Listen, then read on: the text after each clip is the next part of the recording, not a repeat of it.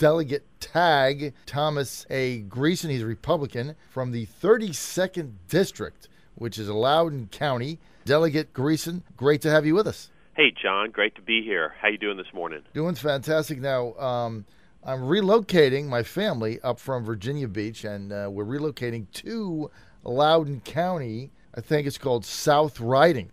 Sure. Great neighborhood just south of where I live in Ashburn. Ah, there you go. Now, who's going to be my representative there? Well, there's a couple representatives that split South Riding. You could have Jim LeMunyon, or you could have David Ramadan. I'm not sure exactly which street you'll live on, but those are the two that cover South Riding. You know what, John? I would recommend David Ramadan. He's on the Business Development Caucus with our other friends there. A good guy. By the way, Delegate, we spoke to Supervisor Matt Letourneau last week about great business development in your neck of the woods. Very happy to have him on as well. Great. Yeah, he's doing a great job in his first term as a supervisor there in Loudoun, so we're looking for good things from Matt. Okay, Delegate Greason, we know that you're carrying some of, or Speaker Howell's transportation bills through the session. We're going to get to that in a second. I want to start, though, with education. You've got an interesting piece of legislation, which is HB 1999, which establishes kind of an A through F grading scale. It also changes the school calendar. Can you tell our listening audience what that means? Yeah, John. So HB 1999, we call it the A through F school report card bill. It's a very simple concept that I can't believe has kind of eluded us for a number of years.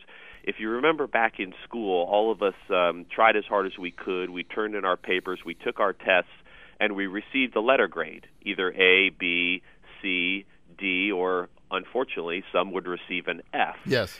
And everybody knew what that meant. You're an A student, you're a D student, and that made a lot of sense to people, and that's how we grew up. But when we talk about our school performance, we talk in code.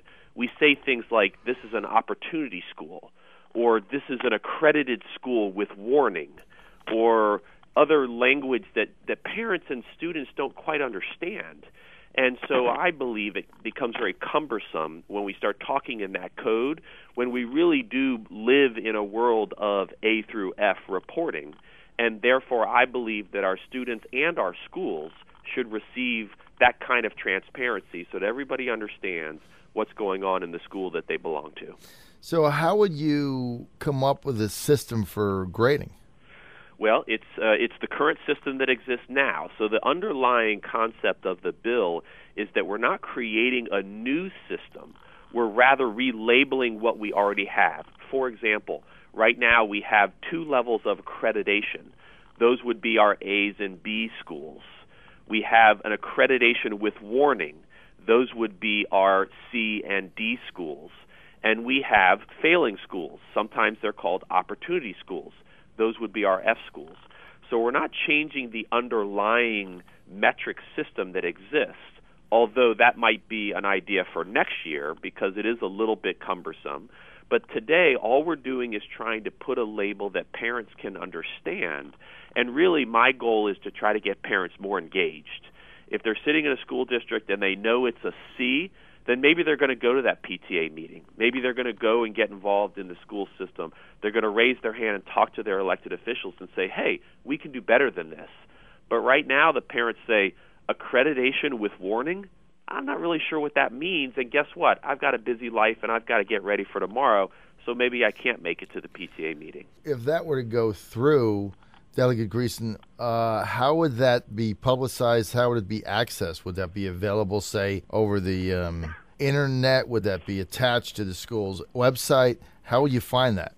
Yeah, so it would be listed. The bill also requires that it would be listed on the Department of Education's website. And so if you went to DOE, you'd be able to see that, for example, my elementary school, I've got 3 kids. One is in middle school, 2 are in elementary school. And they would be able to then go to the website and say, hey, my school is a B, or my school is an A, or it's a C. And that kind of transparency is how we, I think, get the community involved in future reform if we want to improve our school system. Sure, and for instance, I'm looking to move to the area, so I would just go to the DOE website and try to find an A school. That's right. That's right. You could absolutely do that. And for those of us who are elected and working on, we've got the fourth best school system in the entire country. We've got great public schools. My fear is that we are looking at schools that are in the D or F range, and there are only a handful, and not doing ourselves the service that we should to dig in, roll up our sleeves, and help those schools. We walk around saying, we've got great schools. But even if one of our schools is an F, we should roll up our sleeves, go do everything we can to help that school. Let the A's and the B's continue doing what they're doing. But let's really get serious about those handful of schools that might receive an F so that every student here has an opportunity to succeed. Makes sense. We are speaking with Delegate Tag Greason, Thomas A. Greason from the 32nd District. That covers Loudoun County. And Delegate Greason, I would also ask and perhaps wonder if that particular bill might be extrapolated out to limit school systems in the Commonwealth from only using A through F as a grading scale for students, since we have in places like Alexandria connotations that, as you say, don't make sense in terms of how you grade a particular student. That maybe goes back to the feel-good idea of everybody who participates gets a medal of some sort. Yeah, no, it's a great point, and I think everyone is going to, in some regard, receive a little bit of sticker shock if their school receives a C, and they've been walking around for years thinking, gosh, I really thought I was going to an A school, or my students belong in an A school.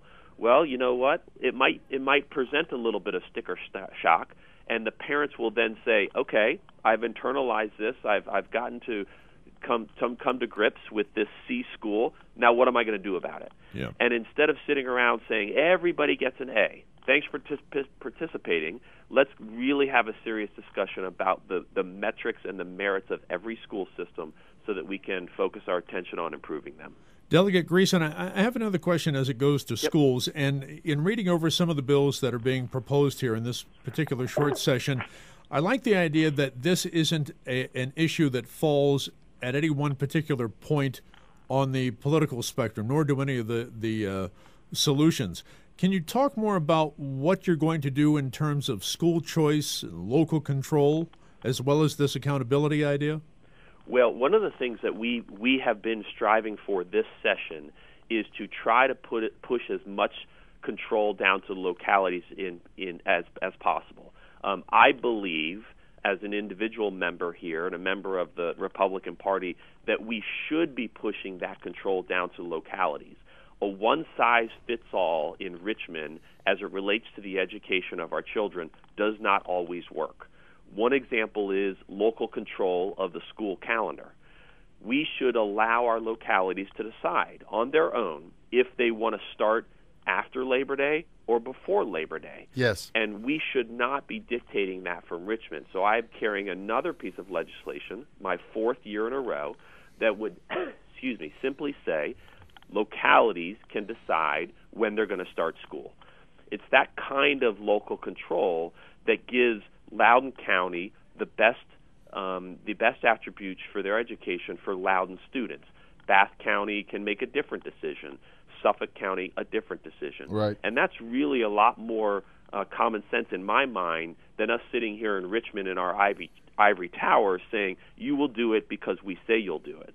And that's really what we're trying to get with our local control initiatives. Delegate Greason, the average person on the street, that sounds like a no-brainer, because certainly if you're in a tourist or resort area like Virginia Beach, then it makes sense. You don't want to go back to school till after Labor Day. But then if you're in another area and you're not getting out until the third week in June, and you're not going back till the second week in September, maybe that doesn't make any sense.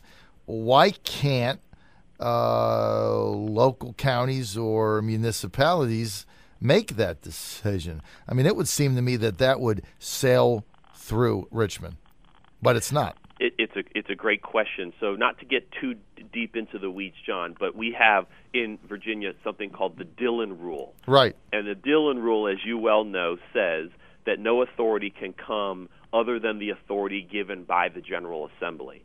It's from way back hundreds of years ago. I get it. They didn't want to have patchwork laws right. across the Commonwealth.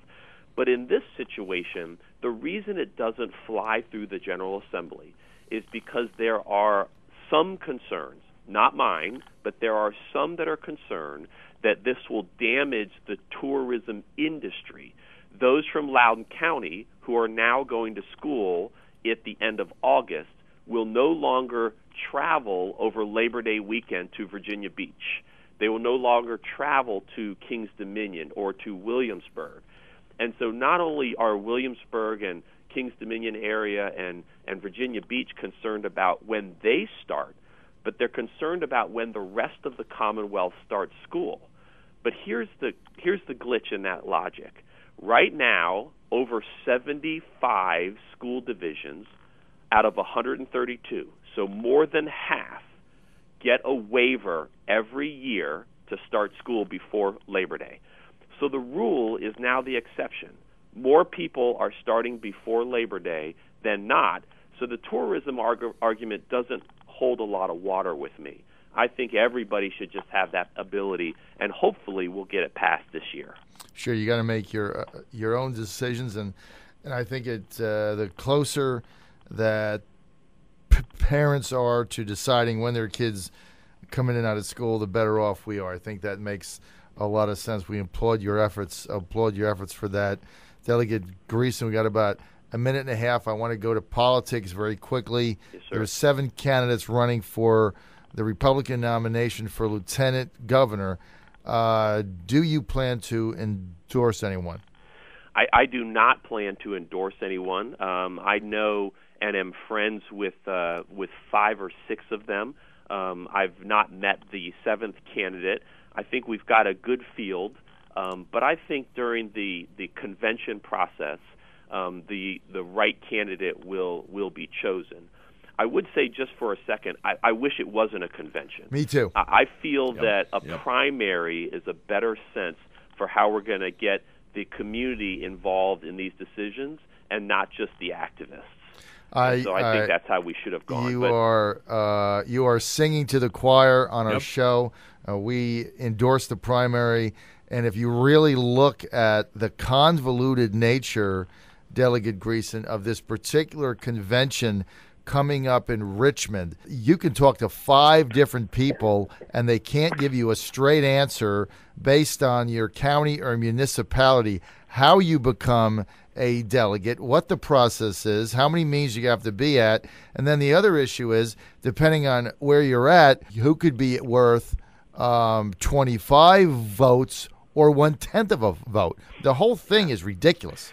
Right. Not to mention the average citizen won't come to Richmond. Exactly. They just won't. And most of the people in my district that I know and talk to would absolutely stop by the elementary school and vote. Absolutely. But they're not going to get in the car and go to Richmond. So they're not involved in the process. I tell everybody this story. My own family, I can't get there because I got my wife saying, well, look, May 18th, our son is going to have a Little League game, and so we can't go. And I'm like, you don't even have the schedule. That's 4 months out. But that's what the planning is. Yeah. Big issue. Yeah. Hey, we want to thank you, Delegate Greason, for joining us, Republican 32nd District of Virginia. That's Loudoun County. We want to thank you for joining us today.